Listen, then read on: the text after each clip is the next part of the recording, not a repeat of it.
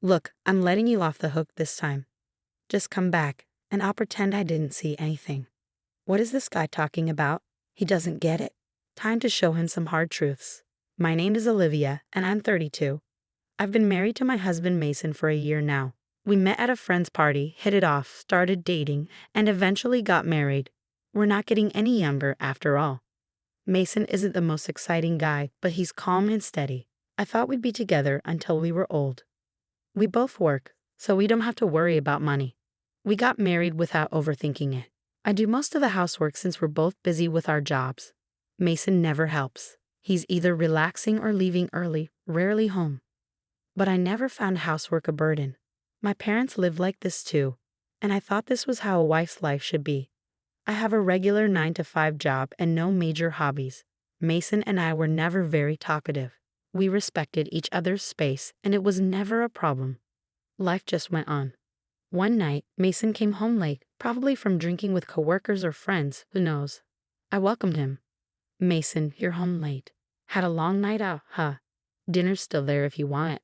But I guess you're not eating this late, are you? He turned around, said nothing, and walked into the living room, ignoring me. I sighed. Here we go again. Whenever Mason is in a bad mood, he gets very quiet, so I figured something at work or during his night out must have upset him.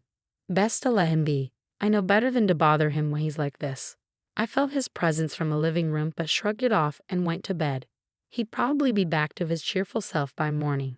It was the same old story, and I didn't give it a second thought. The next morning, while I was preparing breakfast, Mason came into the kitchen. Good morning, I greeted him cheerfully. Mason glanced at me, grabbed some milk from the fridge, and left without a word. I was a bit surprised by his coldness. It wasn't like him. He still seemed to be in a bad mood. I never thought I'd see the day when he would act like this. We both valued our independence and space. I hadn't tried to talk to Mason directly, so I decided to wait and see. I continued preparing lunch boxes for both Mason and myself. However, things didn't go back to normal that easily. Mason remained distant the following night and the day after. At this point, I was genuinely concerned.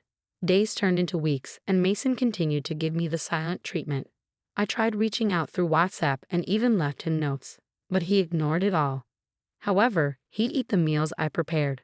I noticed the empty lunchbox in the sink, so I knew he ate the packed lunch. So I put a note in a cooler bag. I thought if he found a note while enjoying a lunch I made with love, he'd have to react. But that was another miss. Mason said nothing. Before I knew it, over a month had passed in a strange silence. I felt helpless. I had tried everything, but nothing worked. Then, one evening, I took a drastic step. I deliberately didn't prepare dinner. Every evening, I made dinner when I got home. But what if I didn't? How would Mason, who's been ignoring me, react? I decided to find out. When Mason came home, I pretended to be watching TV in the living room. Mason came into the living room and looked intently at the table where dinner usually waited. But tonight, the table was empty. After looking at the barren table, Mason turned his gaze to me. Holding my breath, I waited for him to say something, but he walked into the living room in complete silence. I heard the front door open and shut with a bang. I was stunned. Why am I being ignored like this? I had no idea. I was left bewildered, sitting alone on the living room couch. The next morning, I woke up and went to the living room. Mason was already gone. Did he go to work already? Curious, I looked on the living room table and found a note. Reading the words on it, my eyes went wide. Stop skipping out on your wifely duties, it read, scribbled hastily in messy handwriting. Something inside me snapped. That's it. I'm done. Why do I have to keep pleasing Mason? Is this going to be my life forever? We were never a clingy couple, but this is just unacceptable. There's no reason for him to do this, nor an opportunity for me to even ask about it.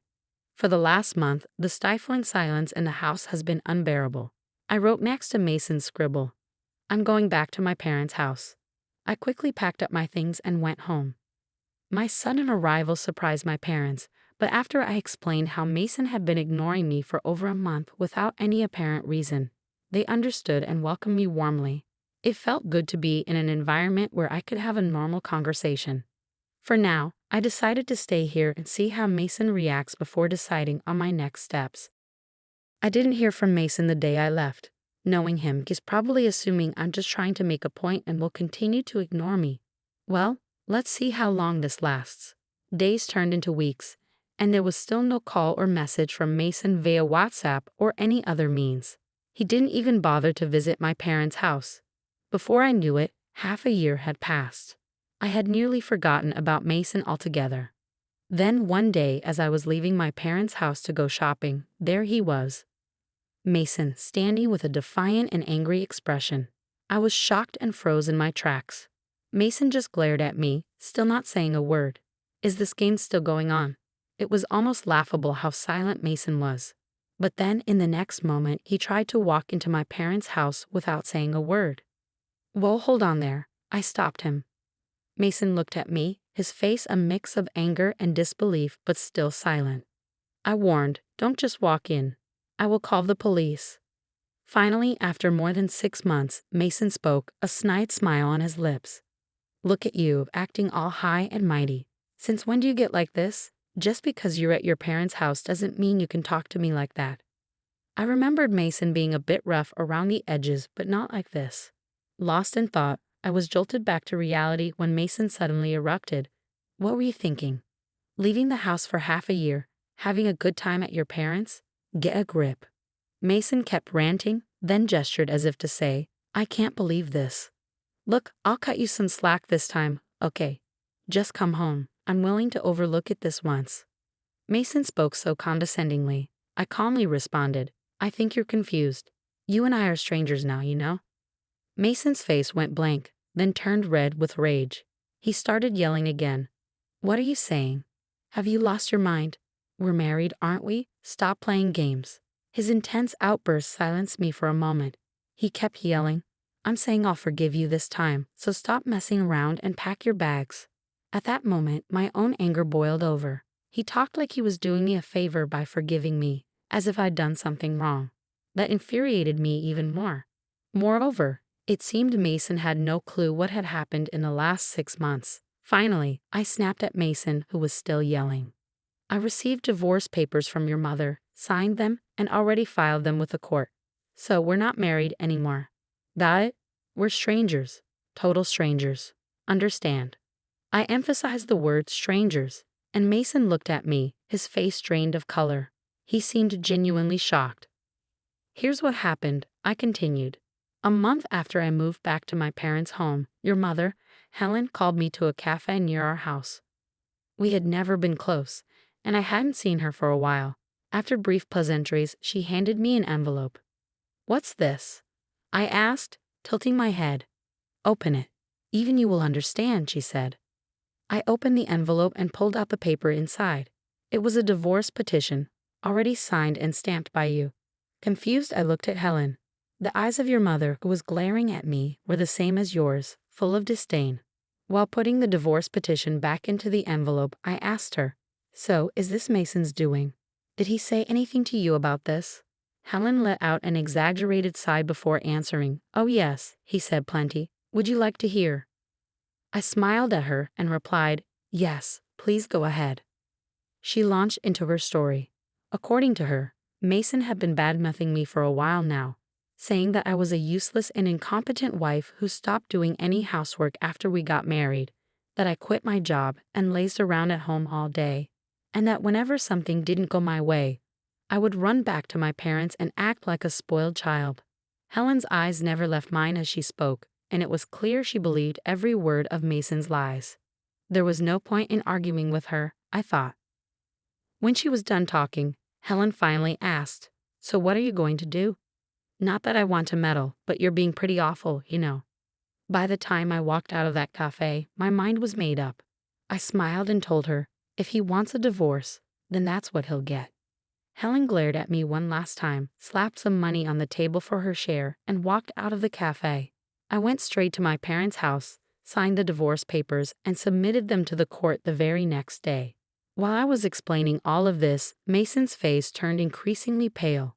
It seemed he hadn't been informed by Helen at all. But honestly, I didn't care. After all, I had already trusted Helen with the signed divorce papers. Mason must have had the same idea in mind, I figured. Once I finished telling my side, Mason blurted out in a panic, No, You've got it all wrong. I only filled out those divorce papers to keep my mom off my back. I never intended to submit them. They're invalid. Panicked or just confused, he started making no sense. Besides, you're the one who will suffer if we divorce. So let's go to the court right now and have them withdrawn. I gave Mason a cold stare, then tilted my head. Why would it be a problem for me if we got divorced? Mason suddenly grinned as if he had won. Think about your age. At your age with a divorced history, no one will want you. That's why I'm saying I'll take you back. This is for your benefit. You get it? I'm saying we can pretend the divorce never happened and you should be happy, Mason said, his arrogance and delusional thinking palpable. I couldn't help but roll my eyes.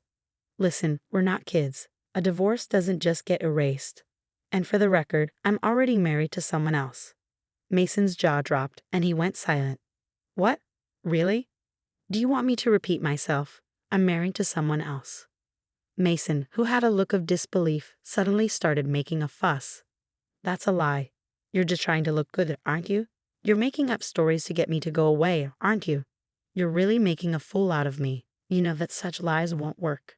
As I was wondering how to explain to this idiot, a presence came from behind me, and a man appeared at the entrance. The man looked at me and Mason alternately, looking confused. Mason, for his part, was surprised to see a stranger coming out of my parents' home and fell silent. When I looked at the man, he tilted his head and asked, "Is something wrong?" Feeling awkward, I smiled and turned to Mason. "This is my husband, Noah." Noah greeted Mason with a slight, skeptical nod. Mason took a step back and looked up at Noah. It made sense. Noah was a former national rugby player with an imposing physique. Overwhelmed by Noah's appearance, Mason suddenly started to make excuses. No, you've got it all wrong. My old boss told me you've been married for about a year now, and your wife might start to get a little uncomfortable. Better put her in her place, he said. So I did, and guess what? Turns out he got dumped by his wife and kids. What a fool, right? I was just doing what he told me to do. I never wanted to do any of that stuff. You understand, right, Olivia? I looked at Mason with a gaze filled with disgust, fed up with his pathetic excuses. Mason looked puzzled, maybe because my reaction wasn't what he expected. Then Noah spoke up. Sorry, but could you leave immediately and never come back here? If you approach Olivia again, I'll call the police. As he said this, Noah firmly pushed Mason out of the doorway. Intimidated by Noah's force and determination, Mason fled the scene. For a while, we both remained wary, concerned that Mason might harbor a grudge and do something irrational. But days turned into weeks, and we never heard from him again. One day, curiosity got the best of me, and I reached out to a mutual friend to inquire about Mason. We began by catching up on casual topics, but when I asked about Mason, our friend sighed and filled me in. Surprisingly, Mason quit his job just a few days after showing up at your parents' house. The reason? Turns out Mason was always in agreement with his boss, whom he trusted when the boss harassed subordinates at work. It became a big issue in the company. As a result, the boss was resigned. Resigned being a euphemism, he was basically demoted to some remote mountainous area I'd never heard of. Apparently, Mason was expected to be transferred as well, but he quit out of pride. According to our friend, he's still jobless. He's been looking for work, but his arrogance has hindered his efforts. Even when recruiters offer him opportunities, he declines interviews. Furthermore, news of him quitting reached his mother, who then disowned him due to her own extreme personality. Finally, our friend said he blames everything on his old manager and just drowns his sorrows every day. At this rate, he'll ruin his health before he ever finds another job. It's a mess. I hope he finds a new spouse or something, though that's unlikely. We both chuckled as we hung up the phone. Mason seemed to be drowning his days in job hunting and drinking. Thanks to him, I am now living a peaceful life with Noah. Interestingly, Noah was actually my colleague. Upon hearing about my divorce, he had eagerly pursued me. Though we started dating only 6 months after my divorce, which made me somewhat hesitant, I was quickly drawn to his confident manner and kind personality. After getting married, Noah told me that he had always had a crush on me and he was heartbroken when I got married. I laughed and apologized for not noticing his feelings sooner. Noah helps me around the house, a task I used to handle alone. Whenever we eat together, he always says how delicious the food is with a smile. It's these little things that make me incredibly happy, something I never expected. I was probably numb to it all, having grown up with old-fashioned parents. Now I am living a sparkling married life with Noah, who always delights in even the most ordinary things. I'm convinced that with him, I'll have a happy life all the way through our golden years. And so I am certain.